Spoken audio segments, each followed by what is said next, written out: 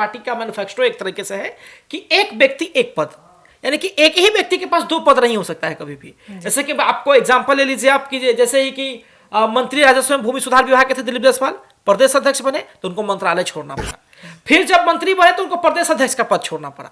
तो ऐसे होता है। और अभी का समय ऐसा है कि लगभग बीजेपी, जेडीयू, लोजपा, आरएलएम और हम पार्टी जो है वो नेगोशिएशन करके मंत्रालय का विस्तार कर चुकी है। लेकिन स्पष्ट है कि अभी जो बचे हुए मंत्रालय हैं और जो नए विभाग जुड़ेंगे उनको लेकर के खटपट होना तेज हो गया है इस बात को लेकर के कि किसको किसको क्या मिलेगा। देखिए, बीजेपी जो है पहले ही बड़ी हाथ मार चुकी है। गृह विभाग बीजेपी के पास है। सम्राट चौधरी पूरे बिहार के प्रशासन व्यवस्था पर अपनी पकड़ बनाए हुए हैं। डिप्टी सीएम भी दोनों बीजेपी के पास है।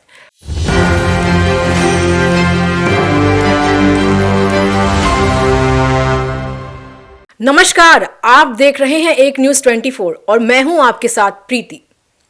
बिहार विधानसभा चुनाव में प्रचंड बहुमत के बाद एनडीए सत्ता में आती है और मंत्रिमंडल के विस्तार का दावा करती है। आने वाले समय में मंत्रिमंडल का विस्तार लगभग तय माना जा रहा है। अभी जब बिहार का बजट सत्र चल रहा है, यह चर्चाएं फिर से तेज हो गई है कि किन किन पार्टियों को कौन कौन सा मंत्रालय मिलेगा।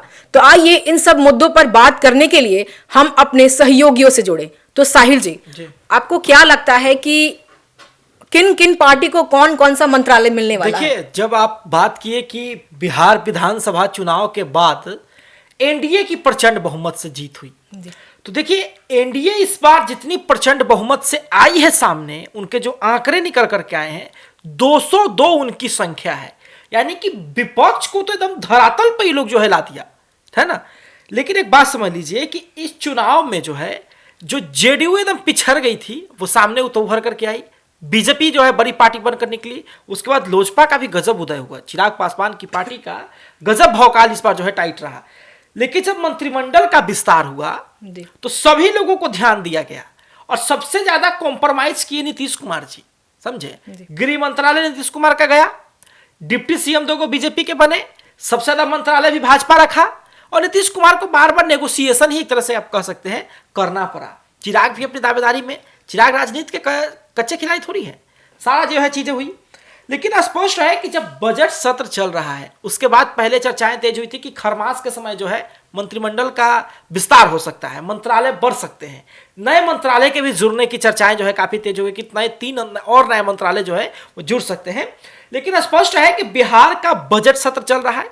बजट सत्र जो है वो मासिक हो सकता है तो लंबा चलेगा। लेकिन ये चर्चाएं तेज है कि नीतीश कुमार इस मूड में है। कई विधायकों से नीतीश कुमार बात कर रहे हैं। विधानसभा में भी जब नीतीश कुमार पहुंचते हैं तो कई विधायक उनसे जो है गुफ्तगू करते हुए आपको दिख जाएंगे। और चर्चाएं हैं इस बात को कि नीतीश कुमार अपने अनुसार चुन रहे हैं कि तुरंत से ही जो है सभी लोगों को जिम्मेवारियां सौंप दी जाए।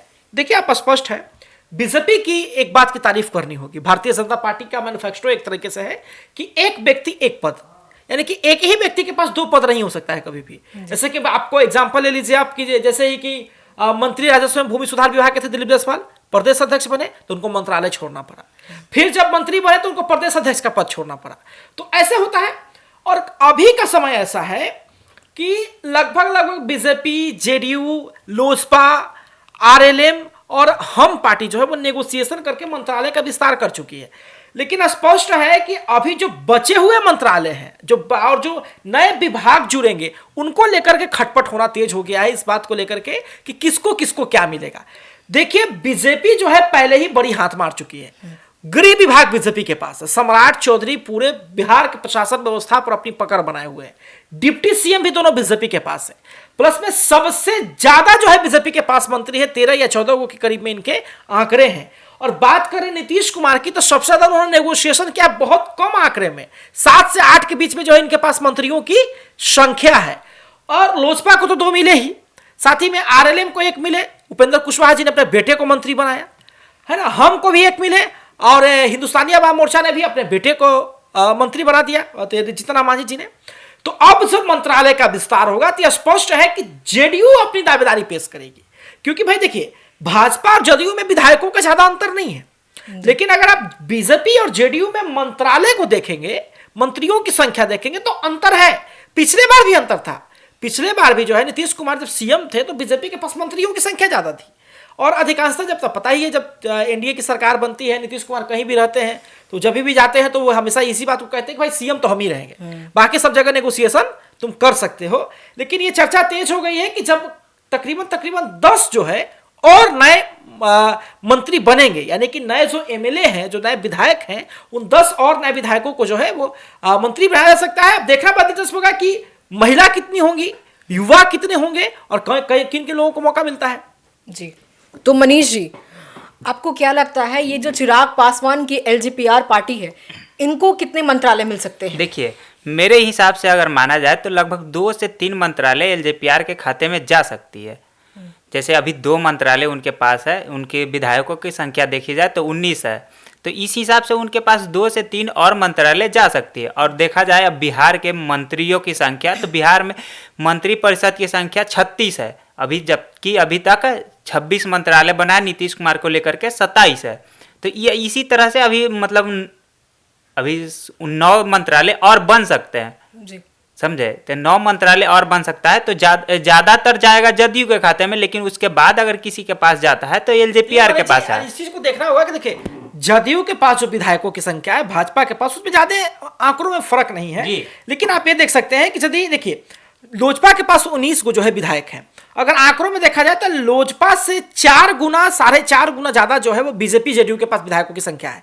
तो यदि लोजपा के पास जितने मंत्रियों की संख्या है, और अगर मंत्रियों की संख्या का आप गुना करेंगे अगर विधानसभा सीटों को देख करके, विधायकों की सीटों को देखकर आंकड़े को, तो 4.5 गुना से ज्यादा बीजेपी के पास मंत्रालय है, प्लस में जेडीयू के पास ही बहुत सारी चीजें हैं। तो स्पष्ट है कि जब नए मंत्रालय आएंगे, ठीक है, तो चिराग पासवान दावा जरूर करेंगे कि हमको जो है कम से कम 2 से 3 मंत्रालय और कम से कम 2 जो है। लेकिन मेरा अनुमानित ऐसा है कि 2 से 3 आ सकता है, एलजेपीआर के खाते में 2 से 3 आ सकता है, लेकिन उनका दावा अब तो उससे भी ज्यादा भी हो सकता है, कम भी हो सकता है। मांग जो है कम से कम 2 की मांग जो है जरूर हो सकता है कि लोजपा करे कि कम से कम 2 मंत्रालय हमको। और क्योंकि देखिए उपेंद्र कुशवाहा जी को मिलने के चांसेस है नहीं, क्योंकि उनकी पत्नी भी जो है चुनाव लड़के जो है आई, उनकी पत्नी, और उसके बाद उनके बेटे को भी जो है मंत्री जब वो बना दिए बेटे को, तो बेटे जो है कहीं सदन के सदस्य है नहीं, तो उनको एमएलसी बनाना बहुत जरूरी है, तो एमएलसी का भी एक टिकट उनको मिल गया, प्लस में फिर राज्यसभा जाने की भी बात हो रही है। तो सारी चीज उपेंद्र कुशवाहा को नहीं मिल पाएगी। तो यानी कि अगर राज्यसभा उपेंद्र कुशवाहा जाएंगे तो स्पष्ट है कि मंत्रालय के चक्कर में इनको नहीं रहना होगा।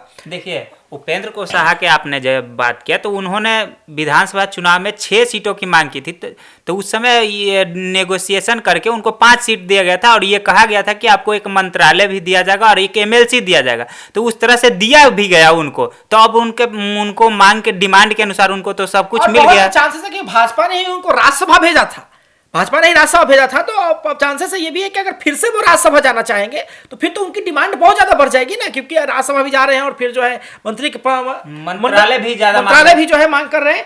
और हिंदुस्तानी आवाम मोर्चा का तो कहना ही नहीं है ना। जीतन मांझी जी एक ही को सांसद है, और उसी संसदीय की बदौलत जो है वो केंद्र मंत्री हैं, उनके बेटे जो है वो बिहार में मंत्री हैं, बहू जो है विधायिका है, समधिन जो है विधायिका है, पूरा परिवार लगा हुआ है, सब लोग जो है सब सही जगह पे सेट है। हमको लगता है कि उनको मंत्रिमंडल की मांग भी करना चाहिए। तो मनीष जी, मेरा आपसे एक और सवाल रहेगा कि जैसे कि एनडीए में और भी तो पार्टीज हैं, तो और मतलब किन किन को कौन कौन सा मंत्रालय मिल सकता है? एनडीए में 5 पार्टी है जी, बीजेपी, जदयू, हम, आरएलएम, एलजेपीआर।